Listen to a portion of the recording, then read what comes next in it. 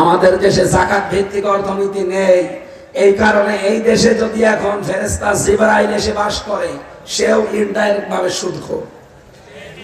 উল্টা দিকে নিয়ে যাবেন না। কি মনে করছেন আপনি? এই যে টুপিটা খুব সুন্দর মনে হচ্ছে না, এর ভেতরেও সুদ আছে। অন্তত বলেন না হুজুর আপনি 200 টাকা দিয়ে কিনলেন, হালাল টাকা, সুদ মানে? হ্যাঁ, এই টুপিটা যে ফ্যাক্টরিতে বানিয়েছে, ফ্যাক্টরির মালিক লোন নিয়েছে ব্যাংক থেকে। কথা বলছেন না কেন? যাকাত ভিত্তিক অর্থনীতি যতদিন রাষ্ট্রীয়ভাবে কায়েম না হবে, এদেশে ফেরেশতা বাস করলেও সে সুদ থেকে মুক্ত হতে পারবে না। যদি তাহলে কোরআন কায়েম থাকতো, এই দেশে হারামকে হারাম জানার পর যেটা মায়ের সাথে জেনা করার গুনাহ হয়, কেউ জীবনে করার সাহস পেত? বলেন। এই জন্য বলছেন যারা হালালকে হালাল জানার পরে ছেড়ে দিত, আঁকড়িয়ে ধরতো, আর হারামকে হারাম জানার পরে ছেড়ে দিত, এরকম একটা দুনিয়া যদি তুমি পেতে, তুমি তো মনে করতাম একটা জান্নাতে আছে।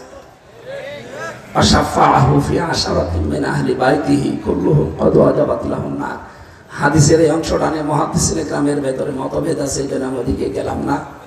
আপনি সুপারিশ করার যোগ্যতা পাবেন 10 জনের ব্যাপারে কিয়ামতে, যাদেরকে আল্লাহ জাহান্নামে দেবে সিদ্ধান্ত নিয়ে ফেলেছিলেন, আপনার সুপারিশে আল্লাহ তাদেরকে বাঁচিয়ে জান্নাত দিয়ে দেবেন।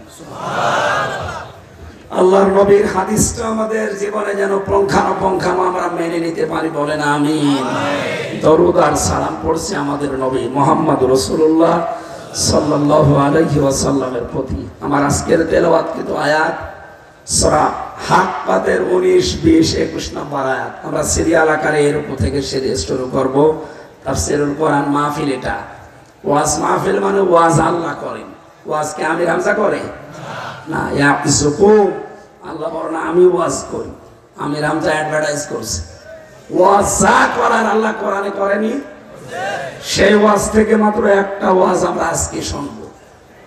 এটা আলোচনা বাংলাদেশে একটু কম হয়, এই জন্য এই বিষয়টা আমি নিলাম। আজকের আলোচনার বিষয় হচ্ছে আমল নামা। কি বললাম? বলেন বলেন। এই যারা উঠাউঠি করেন আমার কণ্ঠের কারণে নাকি কথা বুঝতেছেন না এই কারণে? আমার অনেক কথা বোঝা যাচ্ছে আজকে। শুধু প্রসাব পায়খানা বাদ দিয়ে ভালো লাগছে না এই মনে করে যদি চলে যান, আপনার ইমানের সমস্যা আছে। 1 ঘন্টা 1.5 ঘন্টা বসে থাকতে পারেন না। আপনার সাথে মেয়ে বিয়ে দিলে মেয়ে টেকবে? এই এলাকায় তো মেয়ে বিয়ে দেওয়া বন্ধ হয়ে যাবে মানুষের।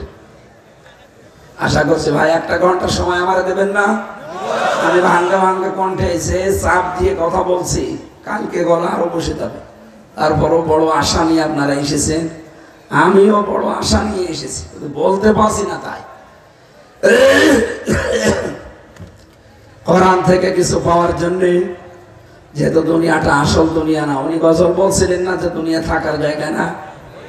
আজকের তেলাওয়াতকৃত আয়াতের ভেতরে ওই কথাগুলো পাবেন। আমরা সামনে যাচ্ছি, জবান খুলে পড়েন আউযু বিল্লাহি মিনাশ শাইতানির রাজিম, বিসমিল্লাহির রহমানির রহিম।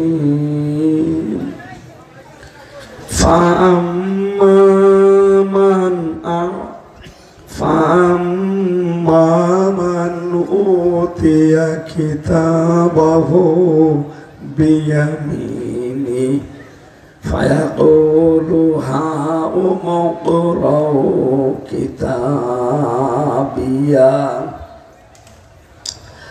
আমার ভাইরা, দুনিয়ার এই জীবনটা শেষ হওয়ার পর অনন্ত অসীম কালের একটা জীবন আল্লাহ শুরু করাবেন আমাদের দিয়ে, যেটাকে বলা হয় আলমে আখিরাত। কি বলা হয়? এই পৃথিবীতে পাঠানো থেকে শুরু করে একেবারে যাওয়া পর্যন্ত 5টা হায়াত আমরা দুনিয়ায় পার করি। একটা জগতে ছিলাম, সেটার নাম আলমে আরওয়াহ, রূহের জগৎ। এরপরে আলমে বুতুন, মায়ের পেটের জগতে একটা নির্ধারিত সময় আমরা কাটিয়েছি।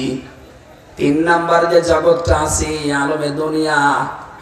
এরপরে আরেকটা জগতে যাব, আলমে বারজাখ, কবরের জগৎ। সর্বশেষ যে জগতে আমরা উঠবো ওই জগতের নাম আলমে আখিরাত, পরকালের জগৎ। এর ভেতরে দুইটা পার করে ফেলেছি, সামনে মাত্র দুইটা বাকি আছে, মাঝখানেরটা আছে। এখান থেকে বোঝা যায় উপরে যেহেতু দুইটা পার করেছি, সামনে দুইটা আছে, মাঝখানেরটা আছে, সামনের দুইটাও আমাদের পার করাই লাগবে, মাস্ট বি। কথা বলে না কেন? আল্লাযী খালাকাল মাউতা ওয়াল হায়াতা লিয়াবলুয়াকুম আইয়ুকুম আহসানু আমালা। তিনি সে আল্লাহ যিনি তোমাদের মউত আর হায়াত বানিয়েছেন।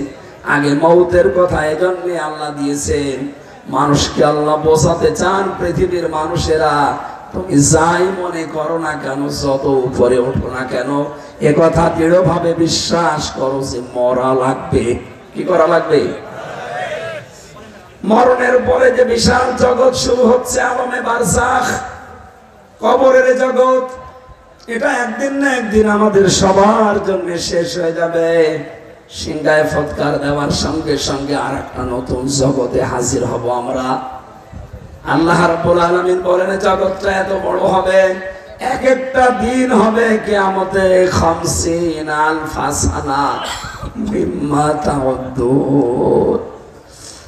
এক একটা দিন হবে দুনিয়ার গণনা হিসাবে 50,000 বছরের মতো লম্বা। ও টাঙ্গাইল বাসী, বড় দরদ নিয়ে কথা বলছি, আমি আমার নিজের জন্যই বলছি। আপনি একটু বিবেক দিয়ে ভাবেন তো, এক একটা দিন যদি 50,000 বছরের মতো লম্বা হয় দুনিয়ার এই হিসাবে, আমরা যারা 100 বছর হায়াত পেয়ে দুনিয়া থেকে বিদায় নেব, কোন একজন হিসাব করে জানিয়েছে আমরা যেন 2.5 সেকেন্ড মাত্র বেঁচে আছি দুনিয়ায়। কত বলেন বলেন? 2.5 সেকেন্ডের পরে আমার শেষ সব। তাও 100 বছর আমরা অনেকে বাঁচি না। আমার এখন 33 বছর বয়স, আমার তো মনে হয় আর 33 বছর পাবো কিনা আল্লাহ জানে। এই অবস্থায় যদি আমি মারা যাই, আখিরাতের এক একটা দিনের তুলনায় আমি কয় সেকেন্ড পেয়েছি বলেন? 1 সেকেন্ড। কতটুকু? মাত্র 1 সেকেন্ডের জন্য আমার দুনিয়ার এই জীবনটা এখন